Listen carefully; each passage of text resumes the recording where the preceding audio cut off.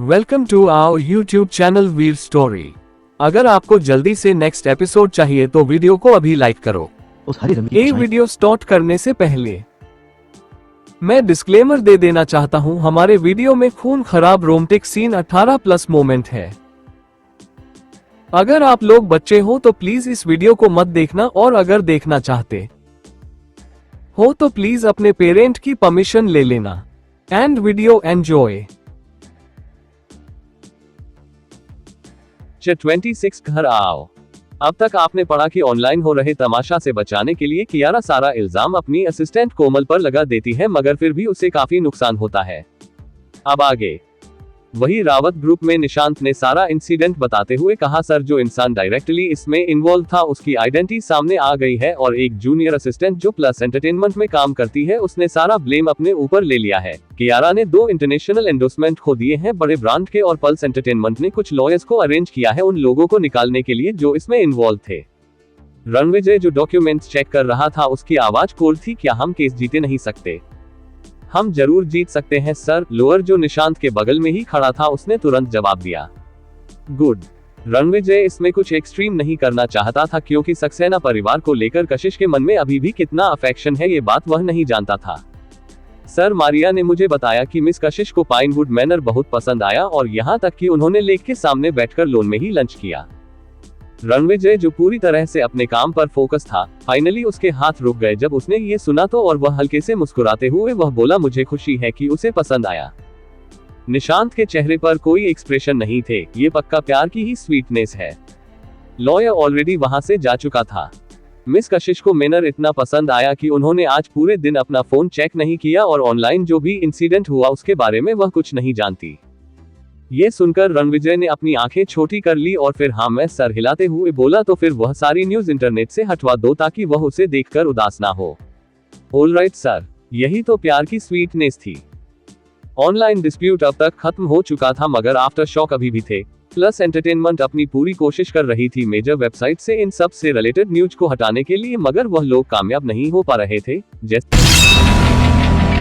जैसे ही उनके पास सारे आइडिया खत्म होने वाले थे और वह लोग हार मानने और दूसरा कोई सॉल्यूशन सोचने वाले थे, तभी बहुत सारे मेजर वेबसाइट ने पल्स एंटरटेनमेंट की तरफ से पैसों का ऑफर एक्सेप्ट कर लिया, और कुछ ही देर के अंदर सारी न्यूज को हटा दिया गया। मिनटों के अंदर वह इंसिडेंट से रिलेटेड न्यूज बिना किसी सबूत के गायब हो गई, जैसे कोई हवा आकर गुजर गई हो और उसने पीछे कोई सबूत नहीं छोड़े। इन चीजों से पल्स एंटरटेनमेंट हैरान हो गई, और एक अनप्रेडिक्टेबल हाई प्राइस लगभग 100 करोड़ के करीब हो उन्हें चुकाने पड़े। कियारा ने एक राहत की सांस ली, मगर उसने कंफ्यूजन में नीलेश और सुधा को देखते हुए पूछा, अचानक से उन्होंने सारी न्यूज हटाने का फैसला क्यों किया? मुझे नहीं पता, मगर शायद उन्होंने समझ आ गया कि वह तुम्हें गलत समझ रहे हैं और उन्होंने अपनी मर्जी से सब कुछ पीछे खींच लिया। सुधा ने अपना शक जाहिर करते हुए कहा, या फिर यह भी हो सकता है कि जो दूसरी पार्टी हमारे खिलाफ थी उसने अपने सारे पैसे खर्च कर दिए हो, इसलिए वेबसाइट को हमारे पैसे एक्सेप्ट करने पड़े। ये सुनकर कियारा बहुत ही ज्यादा एक्साइटेड हो गई। इसका मतलब था कि जो आदमी कशिश के साथ है वह कोई स्पेशल इंसान नहीं है। वही कशिश को वह घर बहुत ही ज्यादा पसंद आ रहा था, वहां पर वह बाहर की दुनिया की प्रॉब्लम से दूर अपनी मनपसंद जिंदगी जी सकती थी। उसे वह जगह इतनी पसंद आ रही थी कि वह विश कर रही थी कि काश वक्त रुक जाए। वही थोड़ा वक्त साथ बिताने के बाद मारिया का जो कशिश के प्रति थोड़ा दूरी वाला बिहेवियर था वह भी कम हो गया था। कशिश का काफी शांत और एलिगेंट टेम्परमेंट था, बिल्कुल एक ठंडी हवा की तरह वह ऊपर से कोल्ड नजर आती थी, मगर इनफैक्ट वह बिल्कुल भी एग्रेसिव नहीं थी। वह बाकी आदमियों से प्रॉपर डिस्टेंस मेंटेन करती थी, रणविजय से भी, जो यही दिखाता था कि उसका रणविजय को लेकर भी कोई गलत ख्याल नहीं है, और ना ही बाकी लड़कियों की तरह वह उसके पैसे और लुक्स के पीछे पड़ी हुई है। यहाँ पर बहुत सारे विलास है मैनर में, और आखिरी विला के बगल में हॉट स्प्रिंग भी है और कुछ प्लम ट्री भी हॉट स्प्रिंग के साथ, और उसके पीछे खूबसूरत सा एक आर्टिफिशियल स्नो अरेंज किया गया है, जिसे आप अपनी मर्जी के हिसाब से चलाकर असली बर्फ जैसा नजारा एंजॉय कर सकती हैं। मारिया ने लाइटली कहा, और उसे लगा कि कशिश के बिहेवियर के हिसाब से उसे यह जगह बहुत पसंद आएगी। प्लम वृक्ष इस मौसम में यहाँ मिलते हैं। सर ने बहुत ही हाई प्राइस पर उन प्लांट्स को लगवाया है, और उनके अकॉर्डिंग ही वहां पर टेम्परेचर मिट्टी को सेट किया गया है। भले वह नेचुरली नहीं मिलते, मगर आर्टिफिशियल तरीके से उन्हें खिलाया जा सकता है। ये सुनकर कोशिश थोड़ा हैरान हो गई, और मारिया कशिश को बैकयार्ड वाले विला में ले जाते हुए बोली, मिस कशिश, सर ने कहा है कि आप अपनी मर्जी के हिसाब से इनमें से कोई भी विला चूज कर सकती है रहने के लिए। कशिश की भौहें हल्की सी आपस में सिकुड़ गई और इस तरह किसी और के घर में रहना उसके लिए थोड़ा अजीब हो गया था। उसकी हिचकिचाहट देखकर मारिया ने कहा, मिस कशिश, ये घर सर का प्राइवेट रेजिडेंस है और जब से यह बना है उनके कुछ दोस्तों के अलावा सिर्फ आप इकलौती ऐसी लड़की है जो यहाँ पर आई है। ये सुनकर कशिश हल्की सी मुस्कुराहट के साथ बोली, तो क्या आप सर के लिए स्पेशल है, इसलिए जो भी फैसला वह आपके लिए ले रहे हैं वह आपकी भलाई के लिए ही है। मारिया ने शांति से कहा तो कशिश की आंखें फ्लिकर हुई। जो भी वह फैसला ले रहा है वह उसकी भलाई के लिए है। भले ही एक बहुत ही सिंपल सेंटेंस था, मगर फिर भी कशिश अपनी दिल की धड़कनों को बढ़ने से रोक नहीं पाई। इस दुनिया में बहुत ही कम ऐसे लोग थे जो उसके बारे में अच्छा सोचते हैं या फिर उसकी चिंता करते हैं। आखिर में कशिश ने हार मान ली और मैनन बिल्डिंग का सबसे नजदीक और पहले वाला विला चुन लिया टेम्पररी तौर पर रहने के लिए। दोपहर में कशिश वापस मेंशन की तरफ आ गई, मगर इस बार उसके पास एक कारण था। एक परफ्यूमर होने के नाते प्लांट की फ्रेग्रेंस उसकी मैनन चिंता थी। शाम के 8 बजे बज गए थे, मगर कशिश अभी भी गार्डन में बिजी थी। मिस कशिश, डिनर का टाइम हो गया है। ये सुनकर कशिश के हाथ रुक गए और उसने कहा, क्या रणविजय आ गया है? अभी तक नहीं। तो फिर उसके आने का इंतजार करते हैं और हम एक साथ खाएंगे। ये कहकर कशिश वापस अपना काम करने लगी। मारिया ने कुछ कहने के लिए अपना मुंह खोला, मगर आखिर में उसने बस ओके कहा और वहां से जाने के लिए मुड़ गई। उसे समझ में आ गया कि शायद कशिश को नहीं पता है कि सर हाल फिलहाल में इतने बिजी रहते हैं कि वह कभी कभी ही घर लौटते हैं। उनके वापस देश लौटने के 1 महीने के अंदर कल दूसरी बार था जब सर घर आए थे। मारिया वापस अपने रूम में गई और उसने थोड़ी देर सोचा और फिर रणविजय को कॉल करने का डिसाइड किया। रणविजय की आवाज कोर्ड थी। सर, क्या अब आप अभी भी ऑफिस में हैं? भले ही मारिया काफी केयरफुल आवाज में बोल रही थी, मगर रणविजय को फिर भी कुछ अजीब सा एहसास हो गया। वह कुछ सेकंड के लिए शांत रहा, जिसकी वजह से मारिया को और भी प्रेशर फील होने लगा। उसे पता था कि रणविजय को उसके काम में डिस्टर्बेंस बिल्कुल अच्छा नहीं लगता, इसलिए उसने तुरंत कहा, मिस कशिश ने कहा कि वह आपके साथ आज रात डिनर करना चाहेंगे। ये सुनकर रणविजय की आंखों में एक हैरानी दिखाई दी। उसने टेबल पर रखे हुए काम के पहाड़ को देखा और कुछ सेकंड के लिए हिचकिचाया, फिर पेपर्स नीचे रखते हुए बोला, मैं अभी आता हूँ। ऑलराइट सर, मारिया ने जवाब दिया और फोन कट कर दिया। रात के 9 बजे एक अननोन ब्रांड मगर एक लग्जरियस गाड़ी धीरे धीरे मेंशन के अंदर आई। कशिश जो लिविंग रूम में सोफे पर बैठी हुई थी और उसे हल्की नींद भी आ रही थी क्योंकि उसने दोपहर में आराम नहीं किया था। जब रणविजय अंदर आया तो उसने कशिश को सोफे पर झपकी लेते हुए देखा। उसका एक हाथ सोफे के आर्मरेस्ट पर था, बाल हल्के कंधे पर बिखरे हुए थे और उसके अंकल्स लाइट के अंदर चमक रहे थे। वो बस हल्की सी झपकी ले रही थी, अपना सर नीचे करके। मारिया रणविजय को ग्रिट करने ही वाली थी जब रणविजय ने हाथ दिखाकर उसे रोक दिया, तो वह चुपचाप वहां से चली गई। रणविजय सोफिया के पास गया और कशिश के ऊपर की लाइट एक अच्छा मेमोराइजिंग इफेक्ट क्रिएट कर रही थी। वह अपने आप को नीचे झुकने से रोक नहीं पाया और जेटली उसके कंधे से उसके बालों को हटाया। वही कशिश जो गहरी नींद में नहीं थी, उसे अपने आसपास एक जानी पहचानी खुशबू महसूस हुई। उसने अपनी आंखें खोली तो उसे रणविजय का चेहरा दिखाई दिया। उसके दिल की धड़कन अचानक से तेज हो गई और अनकॉन्शियसली उसने अपनी बॉडी पीछे की तरफ की और उन दोनों के बीच में थोड़ा सा डिस्टेंस मेंटेन किया। तुम आ गए वापस? रणविजय ने जवाब नहीं दिया, वह बस सीधा होकर खड़ा हो गया और उसने कहा, तुम यहाँ की क्यों सो रही हो? क्या तुम्हें डर नहीं है कि इस तरह ठंड लग जाएगी तुम्हें? मैं ठीक हूँ, बस एक छोटा सा नैप ले रही थी, कशिश ने खड़े होते हुए कहा और फिर टीवी के बगल में लगी घड़ी को देखते हुए बोली, क्या तुम घर अक्सर इतना लेट आते हो? रणविजय ने ऑलरेडी अपना सूट का जैकेट निकाल दिया था और वह कैजुअल बोला, मुझे इन सब की आदत है। कशिश की भौहें आपस में सिकुड़ गई है। यह कोई अच्छी आदत नहीं थी, लेकिन रणविजय ऑलरेडी फर्स्ट फ्लोर के बाथरूम में चला गया था। डिनर के दौरान सिर्फ उनकी चम्मच और खाने की ही आवाज आ रही थी। जब कशिश ने ऑलरेडी अपना खाना खत्म कर लिया था तब वह बोली, मैंने पीछे वाले विलास में से पहला विला चुना है। मैं कुछ दिनों वही रहने वाली हूँ और उसके बाद में अपने लिए कोई अच्छी जगह ढूंढ लूंगी। आई होप कि से ज्यादा तुम्हें प्रॉब्लम नहीं होगी। रणविजय ने अपने नाइफ और फोक को नीचे रखा और एलिगेंटली नैपकिन से अपना मुंह साफ किया और कशिश की तरफ देखते हुए बोला, मुझे कोई फर्क नहीं पड़ता, तुम किसी भी चीज की फिक्र किए बिना यहाँ रह सकती हो। कशिश ने ना में सर हिलाते हुए मुस्कुराकर कहा, मगर फिर भी यह ठीक नहीं है। रणविजय की आंखें ये सुनकर सीरियस हो गई और उसने कहा, जो मन करे वह करो। कशिश ने उसकी तरफ देखा और उसे एहसास हुआ कि उसका मूड थोड़ा खराब हो गया है, मगर जैसे ही वह कुछ कहने वाली थी अचानक से लिविंग रूम में रखा फोन बजाने लगा। वह कशिश का फोन बज रहा था। उसने नैपकिन उठाया, अपना मुंह साफ किया और खड़ी होकर जाकर फोन उठाया और वही स्क्रीन पर कॉलर आईडी देखकर उसका खूबसूरत चेहरा अचानक से सख्त और कोल्ड हो गया। फोन काफी लंबे वक्त तक बज रहा था और रणविजय ने आकर उसे पीछे से हिलाया, तब जाकर फाइनली उसने फोन उठाया। तुम्हें इतना वक्त क्यों लगा फोन उठाने में? जैसे ही कॉल कनेक्ट हुआ उसे दूसरी तरफ से नीलेश सक्सेना की चिड़ी हुई आवाज सुनाई दी। कशिश की टोन भी ठंड हो गई और उसने कहा, क्या चाहिए आपको? क्या मैं तुम्हें कुछ काम ना हो तो फोन नहीं कर सकता? लिविंग रूम बहुत ही शांत था और नीलेश की आवाज लाउड और क्लियर, जिसकी वजह से फोन अपने कान से दूर हटाने से खुद को रोक नहीं पाए और उसने रणविजय की तरफ देखा, जो चिस की तरफ घूर रहा था और फिर दोबारा मुड़ गई। अगर कुछ काम नहीं है तो मैं फोन कट कर रही हूँ, कल घर आओ, नीलेश ने बिना किसी एक्सप्लेन के डिमांड करते हुए कहा। क्यों? कशिश सार्कास्टिकली बोली और उसे कारण बहुत अच्छे से पता था। कल उसने न्यू वर्ल्ड प्लाजा में कियारा को थप्पड़ मारा और उसकी गाड़ी तोड़ दी। उसे बहुत अच्छे से पता था कि कियारा ने घर जाकर इस बारे में पक्का रोना धोना मचाया होगा और कियारा के लिए सक्सेना परिवार हमेशा उससे बदला लेता रहता है और इस बात की उसे आदत हो गई थी। ऐसे वक्त में वह जानती थी कि वह लोग नेचुरली कियारा के लिए न्याय लेने पर तुले हुए होंगे। हम तब बात करेंगे जब तुम वापस आओगी, नीलेश ने इम्पेशेंट होते हुए कहा। कशिश को लगा कि यह बात यही खत्म हो जाएगी, मगर तभी नीलेश सक्सेना आगे बोला, तुम्हारे दादाजी तुम्हें बहुत याद कर रहे हैं, ये सोचकर देखो कि तुम कितने वक्त से उनसे नहीं मिली। कशिश वापस जाने का प्लान बिल्कुल नहीं कर रही थी, मगर नीलेश के लास्ट सेंटेंस ने उसके दिल पर एक बोझ डाल दिया।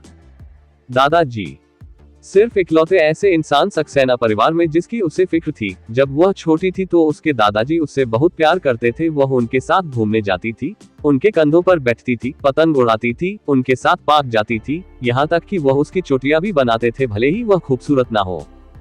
वह कोई हार्टलेस इंसान नहीं थी और इतने सालों में जो कुछ भी हो उसके बावजूद भी सिर्फ ऐसे इंसान थे उसके दादाजी जिनकी उसे बहुत फिक्र थी। उसे उनसे मिलने जाना होगा। सचमुच काफी वक्त से उनसे नहीं मिली थी, शायद 6 महीने से। फोन कट करने के बाद कशिश ने अपना कोड फोन अपने सर पर मारा और एक गहरी सांस ली। पीछे मुड़कर उसने रणविजय की तरफ देखा जो अभी भी लिविंग रूम में था और बोली, मुझे शायद कल अपनी फैमिली से मिलने जाना होगा, मैं किसी को तुम्हारे साथ भेजूंगा। कशिश ने हाँ में सर हिलाया। उसकी फैमिली किस कारण से बुला रही है इस बारे में जानते हुए उसे सचमुच किसी के मदद की जरूरत पड़ेगी। क्या तुम वॉक पर चलना चाहोगी? रणविजय ने उसकी तरफ देखते हुए कहा, डिनर के बाद थोड़ा वॉक करना अच्छा होता है। श्योर। वहां का एनवायरनमेंट बहुत ही अच्छा था, इसलिए कशिश को भी डिनर के बाद वॉक पर जाना एक अच्छी चॉइस लगी।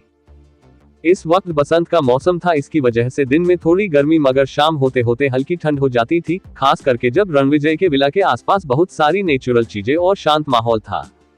रणविजय ने बाहर जाने से पहले अपना जैकेट लिया और कशिश के कंधों पर निकलने से पहले रख दिया। कशिश ने थोड़ी वार्म एयर फील करते हुए उसकी तरफ देखा और उसकी जैकेट को अपने आसपास टाइट कर दिया और उसे पता चला कि रणविजय के सेंट सचमुच बहुत ही अच्छी है। एक फैंट और कूल फ्रेग्रेंस। वह रणविजय की यूनिक सेंट को अपने दिमाग में सोचने लगी। आगे कहानी में क्या होगा जानने के लिए पढ़ते रहिए और कमेंट और लाइक जरूर कीजिए। 27 पैशनेट किस। अब तक आपने पढ़ा कि कियारा वाला मामला धीरे धीरे शांत पड़ गया था और वही कशिश को उसकी फैमिली की तरफ से कॉल आता है घर आने के लिए, जिससे मजबूरी में कशिश मानना पड़ता है।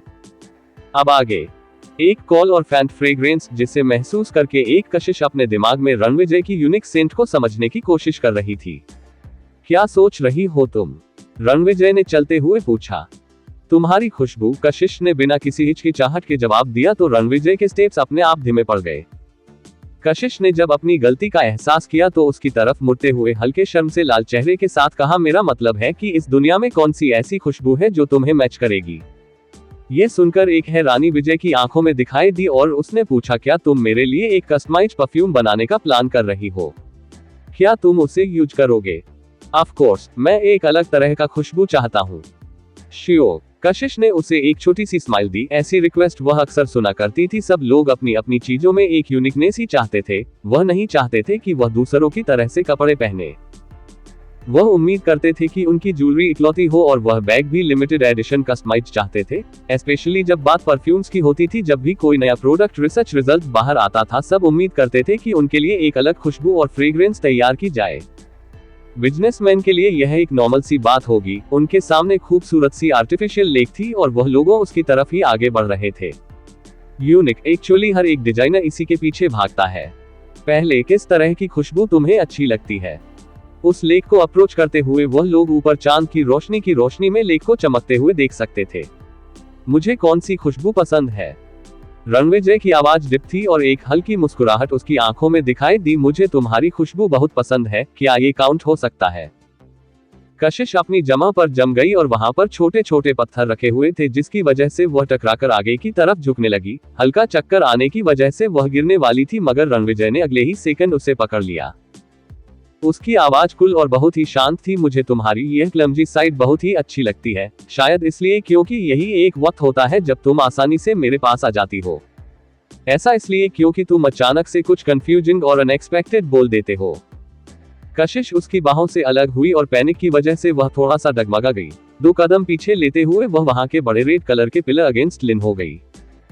इस प्रक्रिया के दौरान उसने खुद को बचाने के लिए सबकॉन्शियसली कुछ पकड़ने की कोशिश की मगर हड़बड़ाते हुए उसने एक्सीडेंटली रणविजय का ही कॉलर पकड़ लिया जिसकी वजह से वह उसकी तरफ लिन होने लगा। कशिश ने अपनी आंखें बंद कर ली थी और वह जमीन पर गिरने के लिए तैयार थी मगर अचानक से एक वोम हाथ ने उसकी लोअर बैक को सपोर्ट किया और उसके साथ एक हल्की दर्द भरी आह निकली और पिलर से तेज कुछ टकराने की आवाज।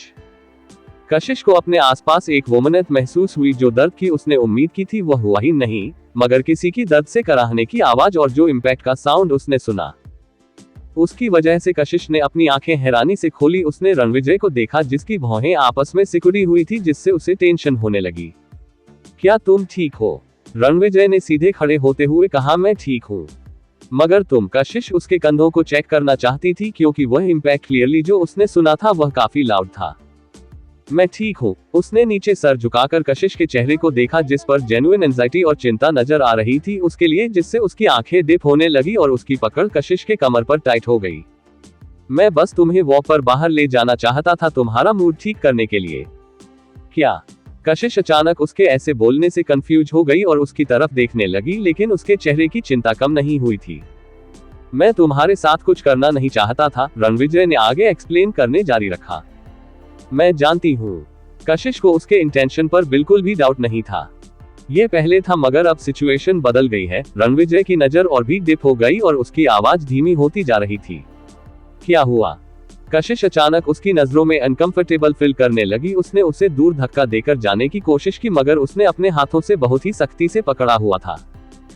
मैंने तुमसे पहले झूठ बोला, मेरी पीठ में एक्चुअली बहुत दर्द हो रहा है। रणविजय ने जेटली उसके चिन को पकड़ते हुए आगे कहा, अब जब मैं तुम्हें बचाने में इंजर्ड हो गया हूं तो क्या मुझे किसी तरह का रिवॉर्ड नहीं मिलना चाहिए? कशिश का चेहरा लाल हो गया। वह उसकी स्ट्रांग मगर खतरनाक बाहों से निकलने की कोशिश कर रही थी। रणविजय, उसकी बात खत्म ही नहीं हुई थी जब वह रणविजय के बड़े हाथ ने से पूरी तरह से अपने नजदीक कर लिया और वह उसके बहुत ही ज्यादा हैंडसम फेस को धीरे धीरे अपने नजदीक आते हुए देखना लगी और अचानक से रणविजय ने उसके लिप्स पर किस कर लिया। वह उसे कब से किस करना चाहता था, जब से गाड़ी में उनका क्लोज एनकाउंटर हुआ था, स्पेशली जब से उनकी वह छोटी मगर वह फर्स्ट किस हुई थी, जहां कशिश के सॉफ्ट और वोम लिप्स की टच ने एक अनफॉरगेटेबल इंप्रेशन उसके ऊपर छोड़ दिया था। उसके लिप्स बहुत ही ज्यादा सॉफ्ट थे और उसकी खुशबू इनक्रेडिबल थी। उसकी सांसें बहुत ही जेंटल और धीमी थी। वह उन्हें लिप्स के बारे में सोचने से और उनके नजदीक जाने से खुद को रोक ही नहीं पा रहा था। रणविजय, कशिश उसके अचानक इस तरह किस करने से थोड़ा सा डर गई थी। उसने अपना हाथ उसके चेस्ट पर रखकर दूर करने की कोशिश की मगर जितना वह स्ट्रगल कर रही थी उतना टाइटली रणविजय उससे पकड़ते जा रहा था। वह उसे कहने वाली थी रुकने के लिए जब रणविजय की टंग अचानक उसे अपने मुंह में फिल हुई और वह उसे इतना पैशनेटली किस कर रहा था जैसे वह पूरी तरह से उसे निगल जाना चाहता हो। वह स्वीटनेस और वह जो अजीब सा टेस्ट था वह उससे भी स्वीट था जितना रणविजय ने इमेजिन किया था। उसकी एक्सपेक्टेशन के मुकाबले वह बिल्कुल डिसअपॉइंट नहीं हुआ था। वही कशिश के लिए इस आदमी के किस काफी ज्यादा डोमिनेटिंग और इरेजिस्टिबल थी। जितना वह स्ट्रगल कर रही थी उतना ही वह फोर्सफुल होता जा रहा था। कशिश के एक दिमाग का कोना कह रहा था कि उसे स्ट्रगल करना छोड़ देना चाहिए क्योंकि इसका कोई फायदा नहीं है। इसलिए उसने हिलाना बंद कर दिया और वह आदमी जो उससे ज्यादा टोल था उसे झुककर उसे डिपली किस करने दिया। कशिश को ऐसा फील हो रहा था जैसे उसके अंदर की सारी हवा को कोई खींच रहा हो। उसकी टंग में गुदगुदी हो रही थी और उसके लिप्स गर्म हो गए थे। उसकी पहली किस थी, उसकी पहली डिप किस जो अचानक से इस रिफाइंड मगर डोमिनेटिंग आदमी में ले ली थी। कशिश ने आखिर में सोचना छोड़ दिया मगर वह अभी भी उसके हाथ अपनी कमर पर फिल कर सकती थी जो आग की तरह फिल हो रहे थे। रणविजय की सांसें अचानक से रिदम में आ गई और जब वह उसे किस कर रहा था तो कशिश ने नर्वस होते हुए उसकी शर्ट को दोनों हाथों की मुट्ठियों में पकड़ लिया। थोड़ी देर बाद रणविजय ने धीरे धीरे से छोड़ा और उसके लिप्स को आखिरी बार शक करने के बाद अपना फोरहेड उसके फोरहेड से लगाते हुए बोला, सांस लो सिलीगल। कशिश जैसे उसकी बातों से होश में वापस आए, उसने लाइटली अपनी पलकों को ब्लिंक किया और लंबी लंबी सांस लेने लगी। कुछ गहरी सांसों के बाद ऑक्सीजन फाइनली उसके दिमाग में पहुंचा तो वह होश में वापस आए और फाइनली कशिश रणविजय को खुद से दूर करने लगी, मगर रणविजय के हाथ अभी भी उसके सर के पीछे थे। तभी रणविजय की आवाज उसके कानों में सुनाई दी, जो भी मैंने कहा वह सब सच था। तुम्हारी खुशबू बहुत यूनिक है और मुझे सिर्फ तुम चाहिए। कशिश का दिल बुलेट ट्रेन की स्पीड से धड़क रहा था। वह कुछ सेकंड के लिए हिचकिचाई, मगर उसका दिमाग काम ही नहीं कर रहा था और न ही वह उसे जवाब दे पाए। आखिर में उसने रणविजय को दूर धक्का दिया तो इस बार रणविजय ने भी उसे छोड़ दिया और कशिश पीछे मुड़कर वापस घर के अंदर भागने लगी पैनिक में। फिर भी वह रणविजय की नजरें महसूस कर सकती थी जो उसे फॉलो कर रही थी। रणविजय ने कशिश को जल्दी से वहां से जाते हुए देखा और अपनी उंगलियां से उसने लाइटली अपने लिप्स को टच किया। उसकी खुशबू, उसके लिप्स की वह गर्माहट, वह टच, सब कुछ अभी भी उसे महसूस हो रहा था। ये सब सोचकर उसके दिमाग में सिर्फ एक ही शब्द आया, यूनिक। वही कशिश भागते हुए अकेले अपने बेडरूम में पहुंची और उसका दिल बहुत ही तेजी से धड़क रहा था, जैसे अभी बाहर आ जाएगा। उसने अपने चेस्ट पर टाइटली हाथ रखा और वही दूसरे से वह अपने लिप्स को फिल कर रही थी और वह काफी लंबे वक्त तक शांत नहीं हो पाए। उसने उस डिप और अफेक्शनेट किस के बारे में सोचा जो अभी अभी हुई थी और उसके हर एक डायरेक्ट और फोर्सफुल प्रोवोकेशन के बारे में। अब वह क्या करे? उस आदमी के पास जाते ही उसका दिल तेजी से धड़कने लगता था। उसने अपनी हाथों की मुठ्ठियां बनाए और उसे अपने चेस्ट के पास रख लिया। वह लोग एक दूसरे को बहुत ही कम वक्त से जानते थे। क्या वह सचमुच उस पर इतना भरोसा कर सकती है? यहाँ तक कि 8 सालों को इतना पुराना रिश्ता भी स्टेबल नहीं रह पाया तो कुछ दिन साथ रहने से क्या ही हो जाएगा।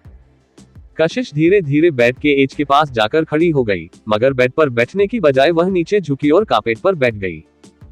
फाइनली अपने लिप्स बाइट करते हुए उसने अपने हाथ अपने बालों में घुमाए और वो बाहर खिड़की से नजर देखने लगी। उसकी आंखों में कंफ्यूजन साफ नजर आ रहा था। क्या वह सचमुच रणविजय पर भरोसा कर ले? रणविजय वही अपने रूम में वापस आया और शावर में फ्रेश होने के बाद उसने बाथरोब पहना और वाइन का एक गिलास लिए हुए खिड़की के पास जाकर खड़ा हो गया। लेक के पास हुई उस किस की फीलिंग को वह अपने दिमाग से निकाल ही नहीं पा रहा था।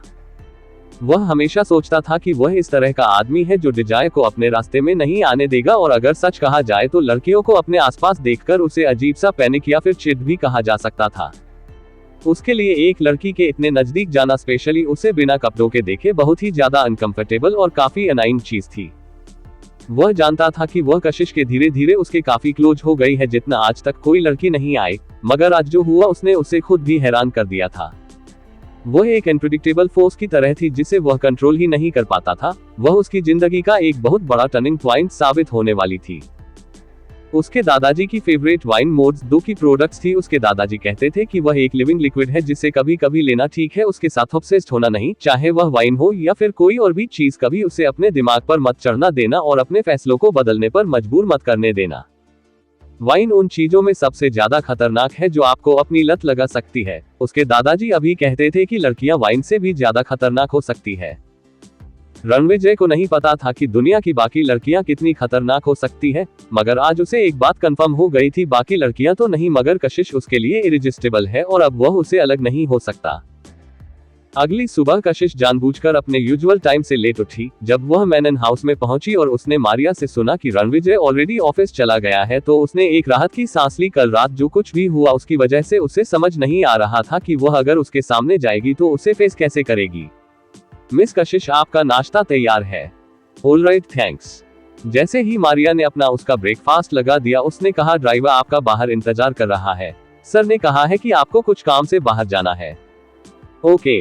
नाश्ता करने के बाद कशिश जाने ही वाली थी जब वह मारिया ने उसे रोकते हुए कहा, मिस कशिश, 1 सेकंड, 2 रुक जाए।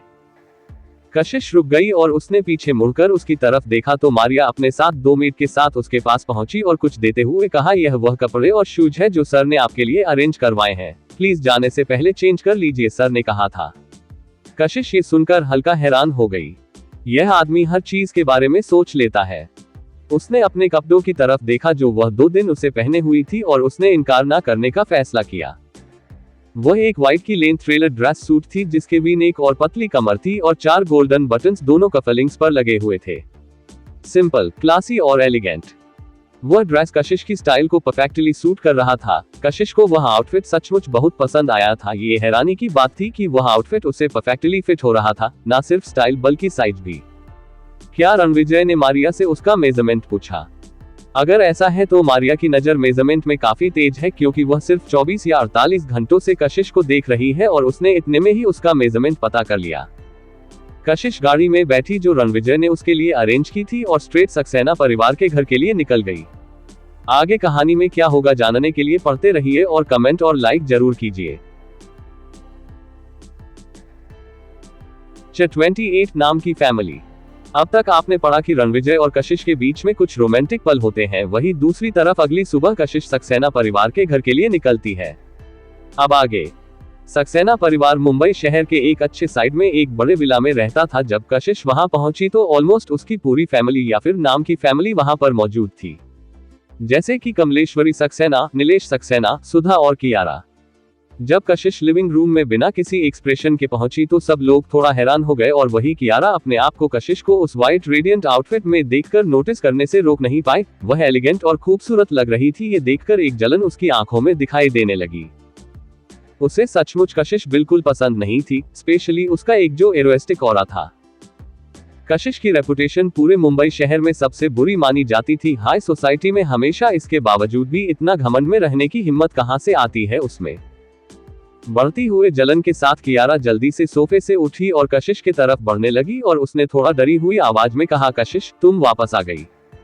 कशिश ने कैजुअली उसकी तरफ अपनी कोल्ड आंखों से देखा जिसमें कोई इमोशंस नहीं नजर आ रहे थे। कियारा ने अपने लिप्स बाइट कर लिए और धीरे से डरते हुए कशिश की स्लीव्स को पकड़ने के लिए अपना हाथ आगे बढ़ाया। वह बहुत ही बेचारी लग रही थी, बिल्कुल एक डरी हुई छोटी बहन की तरह जिसने कुछ गलत किया हो और अपनी बड़ी बहन को माफ करने के लिए मनाने की कोशिश कर रही हो। सिस। लेकिन कशिश ने अपना हाथ पीछे खींच लिया और कोल्ड फेस के साथ कियारा को इग्नोर करते हुए बाकी सबके पास जाते हुए बोली, दादाजी कहाँ है? यह सुनकर नीलेश सक्सेना को तुरंत गुस्सा आ गया और चिल्लाते हुए बोला, क्या इस तरह की परवरिश की हुई है तुम्हारी? तुम यहाँ आने के बाद हेलो भी नहीं बोल सकती? क्या तुम्हारे मन में बड़ों को लेकर कोई रिस्पेक्ट नहीं है? यह सुनकर कशिश कास्टिकली हंसी और उसकी कोल्ड नजरें और भी ज्यादा खतरनाक होने लगी, लिविंग रूम में बैठे हुए लोगों को देखते हुए। कौन से बड़े? हाँ, वही बड़े तो नहीं जिन्होंने 3 सालों के लिए मुझे मरने के लिए अकेले अब्रोड छोड़ दिया था, ये भी पता करने की कोशिश नहीं की कि मैं जिंदा हूँ या मर गई। जब कोशिश को अब्रोड भेजा गया था तो सक्सेना परिवार ने उसे 1 रुपया नहीं दिया था। उसकी यहाँ से जाने की फ्लाइट टिकट करवाने के अलावा अगर बचपन से ही कुछ पैसे उसकी मॉम ने उसे पॉकेट मनी के तौर पर, सेविंग्स के तौर पर जमा करने के लिए नहीं कहे होते तो वह उस फॉरेन कंट्री में भूख और गरीबी के मारे मर चुकी होती। उन लोगों से मिलने या आना तो दूर की बात थी, वह उन्हें कॉल भी नहीं कर सकती थी। यह बड़े हैं। क्या हैरानी वाली बात है। वही उसकी बात सुनकर नीलेश के चेहरे के एक्सप्रेशन जम गए और वह थोड़ा ऑकवर्ड नजर आने लगा। इस पॉइंट पर कमलेश्वरी बोली, जब तुम्हें अब अब्रॉड भेजा गया था तो तुम ऑलरेडी 20 साल की थी। क्या हमेशा के लिए तुम अपनी फैमिली पर निर्भर रहने का प्लान कर रही थी? और उसके अलावा मुझे पता है कि तुम्हारे लिए कितना पैसा तुम्हारी माँ ने छोड़ा था। यह सुनकर कशिश ने हाँ में सर हिलाया और मुस्कुराया। उसकी इंडिफरेंट आंखों में सार्केज्म साफ नजर आ रहा था। आप लोगों की नजरों में तो पैसा सब कुछ सॉल्व कर सकता है। इनफैक्ट मैं वहां मरी नहीं, वह भी बस आप लोगों की वजह से। उन सबके चेहरे के खराब एक्सप्रेशन को इग्नोर करते हुए कशिश उनके सामने जाकर सोफा पर बैठ गई और सीधे सीधे पूछा, बोलिए किस लिए मुझे वापस बुलाया है? कुछ सेकंड की चुप्पी के बाद नीलेश ने सीरियसली पूछा, तुमने कियारा की गाड़ी क्यों तोड़ी थी 2 दिन पहले? कशिश उसके सवाल से बिल्कुल हैरान नहीं हुई और उसने पूछा, आपकी प्यारी लाडली बेटी ने बताया नहीं आपको? तुम आउट ऑफ द लाइन थी। सबको ड्राइविंग करते हुए थोड़े सेकंड के लिए डिस्ट्रक्शन तो होता है, राइट? उसने ऑलरेडी कहा ना कि उसने जानबूझकर नहीं किया था, तो तुम्हें ये सब करने की क्या जरूरत थी? कशिश का चेहरा इंडिफरेंट था मगर एक सार्कास्टिक स्माइल अभी भी उसके चेहरे पर थी।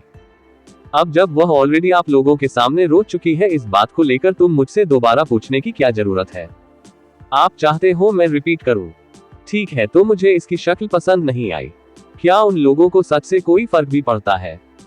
नीलेश ने उसकी तरफ घुरकर सख्त चेहरे के साथ कहा, कियारा प्लस एंटरटेनमेंट की आर्टिस्ट है। क्या तुम्हें आइडिया भी है कि प्लस एंटरटेनमेंट के लिए तुमने कितनी बड़ी प्रॉब्लम क्रिएट कर दी थी? यह सब कुछ करके और कितना नुकसान पहुंचाया है तुमने कियारा और उसकी रेपुटेशन को। कियारा तुम्हारी छोटी बहन है, मगर वह हमेशा तुमसे ज्यादा अच्छी रही है, या फिर उसने हमेशा तुम्हारी गलतियां को माफ किया है? तुम्हारे मन में उसे लेकर कोई ग्रेटिट्यूड या फिर उदासी के भाव क्यों नहीं है? तुम इतनी एहसान फरामोश कैसे हो सकती हो? नीलेश सक्सेना इतना गुस्से में था कि वह लंबी लंबी सांस ले रहा था। पास्ट में उसे कशिश की बहुत फिक्र थी, एटलीस्ट वह उसे कभी ना पसंद नहीं करता था जितना अब करता है, मगर हर बार कशिश कुछ ऐसा कर देती है कि अब उसका सब्र खत्म होता है जा रहा था। वो दोनों ही उसकी बेटियां हैं, तो उसके और कियारा के बीच का अंतर इतना ज्यादा क्यों है? डैड ज्यादा गुस्सा मत होइए, मैं कशिश की फीलिंग्स अच्छे से समझ सकती हूँ, मेरी ही गलती थी, उसका हक बनता है मुझसे गुस्सा होने का। मेरे मन में उसे लेकर कोई गुस्सा नहीं है और ना ही मैं कुछ गलत सोच रही हूँ, मैं ही गलत थी। मेरे उन पागल फैंस ने ऑलमोस्ट कशिश को नुकसान पहुंचा दिया था, मुझे तो माफी मांगनी चाहिए उससे। कियारा नीलेश के पास आते हुए बोली और उसकी आवाज सॉफ्ट और स्वीट थी। फिर उसने अपनी आंखें ऊपर की और कशिश को एक माफी भारी मुस्कुराहट दी। पागल फैंस? हाँ। कशिश ने अपना सर उठाया और उसकी आंखें कोर थी जब वह उसकी तरफ देख रही थी। आई हो कि यही बात हो, मुझे तुम्हें पकड़ने मत देना है, क्योंकि अगर मैंने ऐसा कर लिया तो मैं इतनी आसानी से तुम्हें नहीं छोड़ूंगी। कशिश की आवाज बिल्कुल बर्फ की तरह ठंडी थी, जिससे कियारा थोड़ी टेंस हो गई और उसने कहा, कशिश, मैं अपने फैंस के बिहाफ पर माफी। वेल तो ठीक है, अगर तुम इतनी शर्मिंदा हो तो जो डैमेज तुम्हारे फैंस ने मेरी गाड़ी को किया है वह भर देना। ये सुनकर कि कियारा ने अपने दांत पीस लिए, मगर चुपचाप मानते हुए बोली, ऑलराइट, यही सही रहेगा। लेकिन वह गाड़ी टूटने वाला इंसिडेंट अब कितना भारी और महंगा पड़ने वाला था। पल्स एंटरटेनमेंट को यह बात अब कियारा को परेशान करने लगी थी। ऑलराइट, तब जब कियारा को तुमसे कोई गुस्सा नहीं है तो हम इस मामले को यही छोड़ते हैं। कमलेश्वरी, जो चुपचाप बीच में बैठी हुई थी, अचानक से उसने कहा। मगर कशिश ने एक नजर देखा भी नहीं और वह अभी भी कंप्लीटली इंडिफरेंट थी। कमलेश्वरी ने कशिश को एक लुक दिया और अपनी आंखें छोटी करते हुए आगे बोली, मगर याद रखना कि ऐसा दोबारा कुछ नहीं होना चाहिए। कियारा पल्स एंटरटेनमेंट का हिस्सा है अब, और प्लस एंटरटेनमेंट इस तरह का ड्रामा अफोर्ड नहीं कर सकता।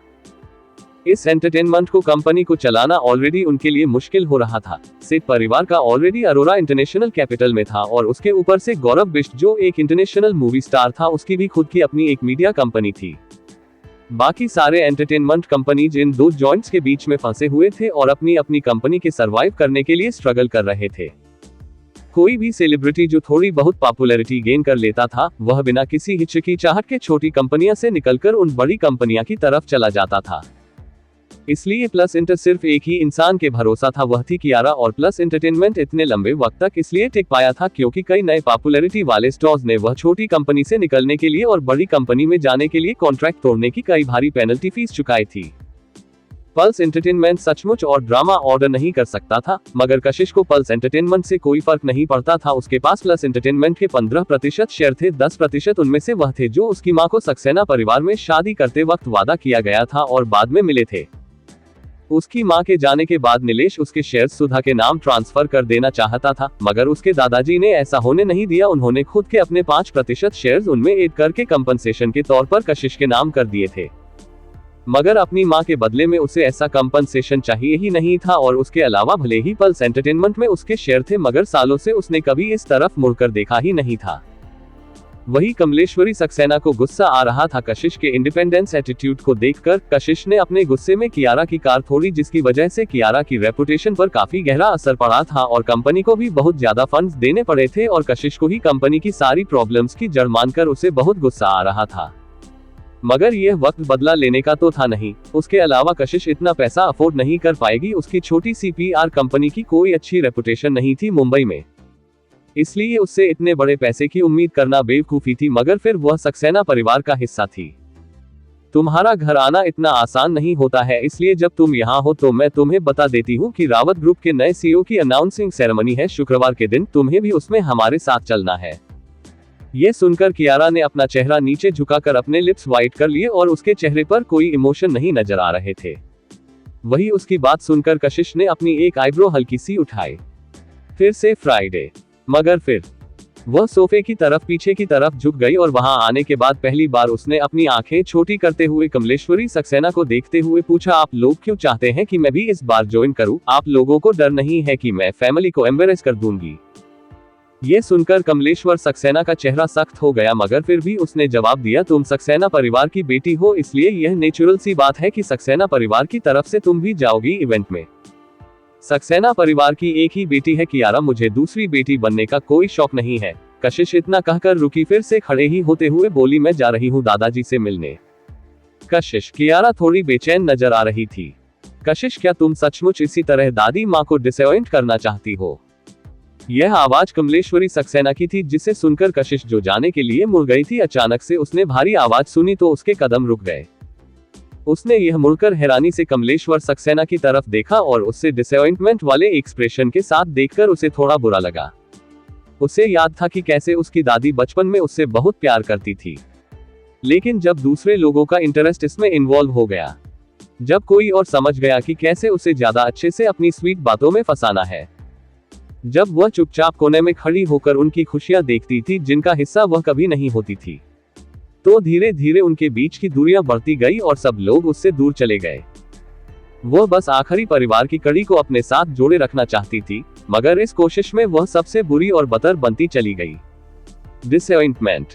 इस जिंदगी में उससे ज्यादा डिसअपॉइंट कोई हो ही नहीं सकता था। उसने कभी नहीं सोचा था कि इस दुनिया में प्यार और अफेक्शन भी कोई उसे चुरा लेगा। ये सही है, आप लोगों को नजर आता है जो भी मैं करती हूँ वह गलत ही होता है, अगर मैं कुछ ना भी करूँ तो भी गलत होता है। आप लोग हमेशा मुझसे डिसअपॉइंट ही रहिए, इसमें कौन सी नई बात है, कशिश ने कोल्डली कहा और फिर बैकयार्ड में चली गई। उसके दादाजी की आदतों के अनुसार वह पक्का इस वक्त बैकयार्ड में ही होंगे। उस सिंपल मगर सुंदर कोर्टयार्ड को देखते हुए कशिश के कदम धीरे हो गए। उसके दादाजी हमेशा ही शांत किस्म के इंसान थे, जिन्हें फायदे नुकसान से कोई फर्क नहीं पड़ता था और जो जिंदगी में होता है उसे मुस्कुरा कर अपना लेते थे। अगर उनका यह नेचर नहीं होता तो ये कंपनी उसकी दादी के हाथों में नहीं जाती। दादी का कॉम्पिटिटिव नेचर उसके दादाजी से बिल्कुल उल्टा था। जब बिजी सर्वेंट ने कशिश को देखा तो वह लोग कुछ सेकंड के लिए रुक गए और फिर होश में आते हुए बोले, मिस कशिश, आप फाइनली वापस आ गई। सर आपके बारे में हर रोज पूछते हैं। कशिश ने एक फोर्सफुल मुस्कुराहट के साथ हाँ में सर हिलाते हुए पूछा, क्या दादाजी आराम कर रहे हैं? कशिश, क्या तुमने कशिश का नाम लिया? एक बुढ़ी और धीमी आवाज बगीचे में बने एक छोटे लकड़ी के घर से सुनाई दी, जो काफी बेचैन नजर आ रही थी। कशिश मुड़ी और फिर उसने रूम का पर्दा खोलते हुए रूम के अंदर एंटर हुई। यह उसके दादाजी की फेवरेट जगह थी, जहां वह अक्सर शांत मन के लिए पहुंचे जाते थे। उसने बेडरूम में अंतर होते हुए सफेद बालों के साथ लेटे हुए बूढ़े इंसान को बेड पर देखा और अपनी आंखें नीचे करते हुए वह अंदर गई। दादाजी, कशिश ने बेड के पास जाकर सॉफ्टली कहा। भोलेनाथ सक्सेना ने कशिश की तरफ देखा और अभी भी उसके वाइब्रेंट अपीयरेंस को देखकर हल्की सी मुस्कुराहट के साथ बोली, काफी वक्त हो गया तुमसे मिले हुए बच्चे। कशिश में बैठते हुए मुस्कुराकर कहा, आई एम सॉरी दादाजी। भोलेनाथ ने जेटली उसका सर थपथपाते और गहरी सांस छोड़ते हुए बोले, मैंने तुम्हारे और हर्ष के बारे में सुना, क्या तुमने छोड़ने का पक्का फैसला कर लिया है? उनका ये सवाल सुनकर कशिश के चेहरे पर कड़वे एक्सप्रेशन आ गए। आगे कहानी में क्या होगा जानने के लिए पढ़ते रहिए और कमेंट और लाइक जरूर कीजिए।